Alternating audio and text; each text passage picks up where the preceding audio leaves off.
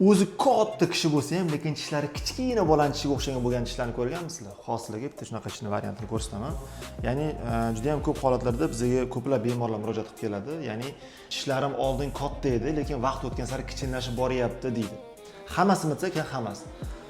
Keyin kelib ko'rsak, og'izda vaziyat mana bunday. Haqiqatdan ham bu bemorimiz o'zlari go'dali katta bo'lishlariga qaramasdan tishlari o'ta kichkina. Ya'ni tishlarini hammasida yemirilishi bor.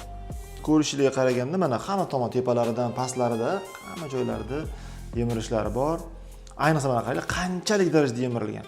Bu yerda hozir agar tishlarini misol tariqasida 100% deb olsak, shuni faqatgina 30% qolgan hisob. Qolgan tishlari, ya'ni ichkari tomonlarga agar qaraydigan bo'lsanglar, qarang qancha darajada ichkarilar ham yemirilib ketgan. Va hatto mana bu holatda mana shu yerda hozir nerv bor. Ya'ni nervning kamerasiga, ya'ni pulpaning kamerasigacha hattoki yaqinlashib qolgan. Shu darajada yemirilib ketgan.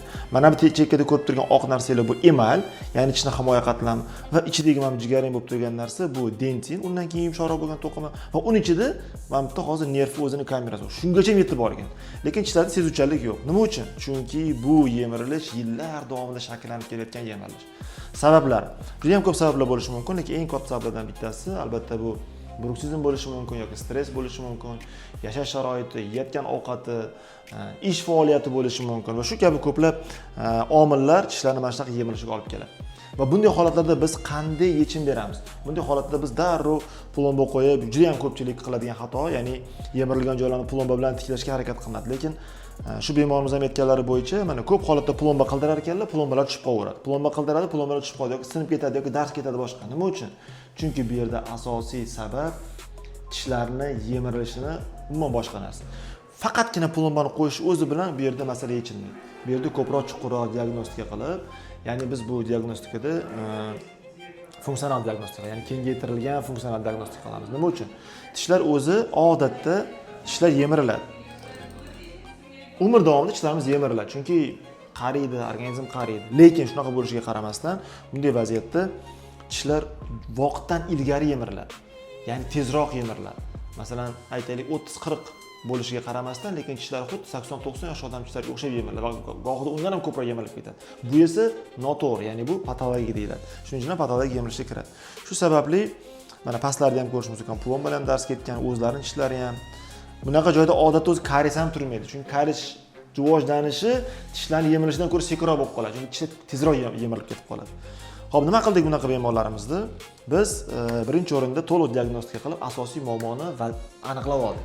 Keling endi qanchalik darajada yetmayotganligini ko'rishimiz kerak. Tishlariga qanchalik darajada yetmayotgan. Mana bu bizni tishlarimizni ustiga qilgan qismimiz. Qaranglar. Qanchalik darajada tishlari kalta. Ko'ryapsizlarmi? Shuncha darajada tishlar yemirilib ketgan. Ya'ni mana shu bir paytda tishlari shunaqa bo'lgan bemorimizni va shuncha vaqt hisobiga tishlari mana sabablar oqibatida yemirilib ketgan. Biz endi shularni hammasini tiklashimiz kerak bo'ladi. Bu tepa jag'imiz edi.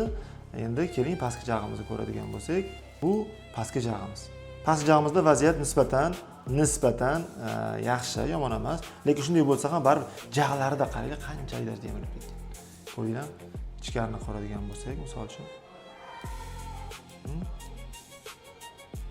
mana bitta qaranglar mana. Shuncha darajada mana bu bo'lib turgani, bu tiklangani, mana bu yemirilib ketgan. Bu tishlar nafaqat ovqat chaynashga qiynaladi, balkim doimiy sezuvchan bo'lib qoladi va katta muammolarga sabab bo'lishi mumkin. Ovqat chaynashda, yutishda va eng yana bitta bemorlarimiz e'tibor beradigan jihat bu estetik jihatdan. Estetik jihatdan ko'proq bu odamlarni o'ziga bo'lgan ishonchni yo'qotib qo'yishiga olib berishi mumkin. Bu yomon. Biz diagnostika o'tkazib olganimizdan keyin, ya'ni muammo nimadaligini aniqlab olib, bundan keyingi etap endi mana shu muammo hal qilindi. Hal qilingandan keyin endi bu yemirilgan tishlarni tiklashimiz kerak. Biz o'z-o'zidan tikla olmaymiz. Nimaga? Chunki organizm yillar davomida noto'g'ri prikusga shakllanib qolgan. Ya'ni yemirilgan holatga shakllanib qolgan. Endi biz bunga shunaqa narsa berishimiz kerakki, jag'ga o'sha jag' yangi holatni, ya'ni qachonlardir unda bo'lgan to'g'ri holatiga moslashish kerak, o'rganish kerak.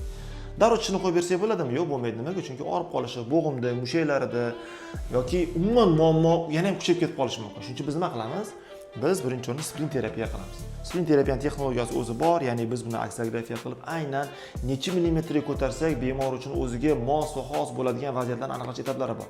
Buning uchun biz MRT qilamiz, bo'g'imni ko'ramiz, aksiografiya qilamiz, 3D rentgen qilamiz, rasmlarni ko'rib turibsizlar.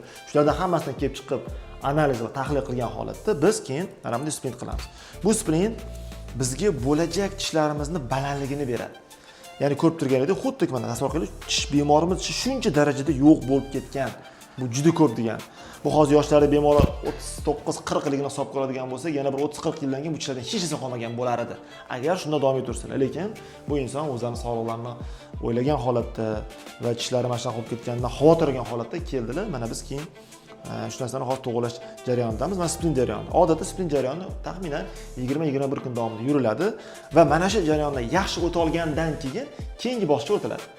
Shundan keyin biz tekshiruv o'tkazib olganimizdan keyin, test drive qilib olganimizdan keyin tishlarning haqiqiy balandligi bo'yicha ma'lum bir metrikalar asosida tishlarning uzunligini eniga qarab yasab olamiz. Xuddi mana bu kabi. Mana bu bemorimizga ham yasab berganmiz.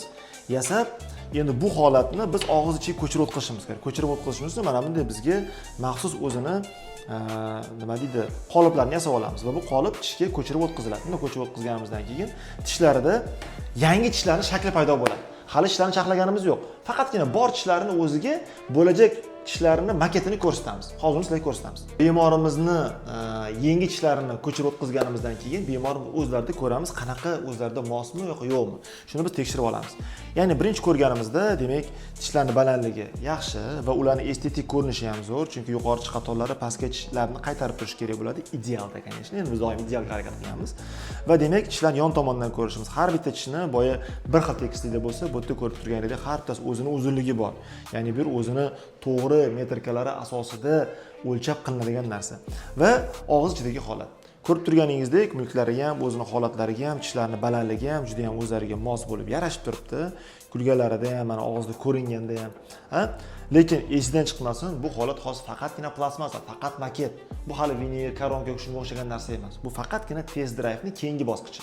Boya splin qilib ko'rdik-ku, endi biz haqiqiy tishlarning holatini ko'ryapmiz. Endi bemor o'zining tishlari shunaqa holatda bo'lganda edi yoki shunaqa holatda balandlikda bo'lganda edi, yashasa bo'ladimi yo'qmi, chaynasa bo'ladimi yo'qmi, gapirib ko'rsa bo'ladimi yo'qmi, o'zi umuman hayotda yurganda qanaqa bo'ladi? Shularni tekshirib olish imkoniyatini beradi.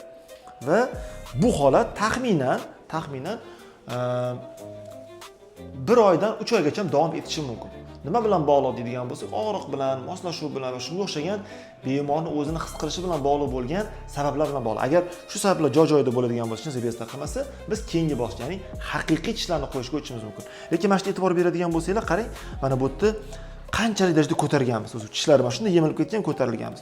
Bu yerda bo'lsa, mana shu joygacha shuncha qismi ko'tarilgan. Ya'ni bemorimiz o'zlarining turli xil zararli odat bo'lishi mumkin yoki hayot tarzidan kelib chiqib shuncha qismi yemilib ketgan edi. Biz shuni tiklab berdik hozir. Milklari ham o'zining holatlarida joy-joy turgan holatni ko'rib turibmiz va mana shu holat biz tekshirib oladigan so'nggi tekshiruv bosqichi hisoblanadi. Shuni tekshirib olganimizdan keyin biz o'sha keyingi bosqichga, ya'ni tishlarni haqiqiy tishlarni qo'yish bosqichiga o'tishimiz mumkin. U yog'i unaqa qiyin emas. Eng muhim jihat aynan mana bunday bemorlarda eng muhim to'g'ri diagnostika, to'g'ri sababini aniqlash, to'g'ri davolash rejasini tuzish va hamma narsani o'z vaqtida tekshirib olish. Chunki organizm bu individual. Sizniki, meniki yoki boshqa hammani o'zini bir-biriga bog'liq emas. Ya'ni hammasi individual. Mana shu individual holatni biz tekshirib olishimiz kerak bo'ladi. Ana shundagina bu tishlar keyingi safar biz qo'yib bergan tishlar ham o'zlarining tishlariga o'xshab yemirilib ketmaydi, to'g'ri ishonchli uzoq xizmat qiladi. Aks holda bo'ladigan bo'lsa, biz faqatgina yamog'ini yamash bilan o'tib ketishimiz mumkin. Bu esa bemor misolida o'zi umuman sog'liqqa nisbatan umuman mumkin emas bo'lgan holat. Shuning uchun eng sifatli, eng yaxshi narsa qilish uchun birinchi o'rinda albatta oqibat bilan emas, balkim sabab bilan kurashish kerak bo'ladi. Albatta bu bosqich hozir faqatgina test drive bosqichi. Agar siz final bosqichini, ya'ni oxirgi bosqichni ko'rmoqchi bo'lsangiz, bizni kontentimizni qarab turing. Biz har bitta etaplarni sizga ko'rsatib, tushuntirib berishga harakat qilamiz. Shunda bemalol o'zingiz sog'lig'ingizni ham o'zingiz tekshirib olishingiz mumkin bo'ladi va sizga nima kerakligini biz kontentlarimiz orqali bilib olishingiz mumkin bo'ladi. Shuning uchun biz bilan qoling.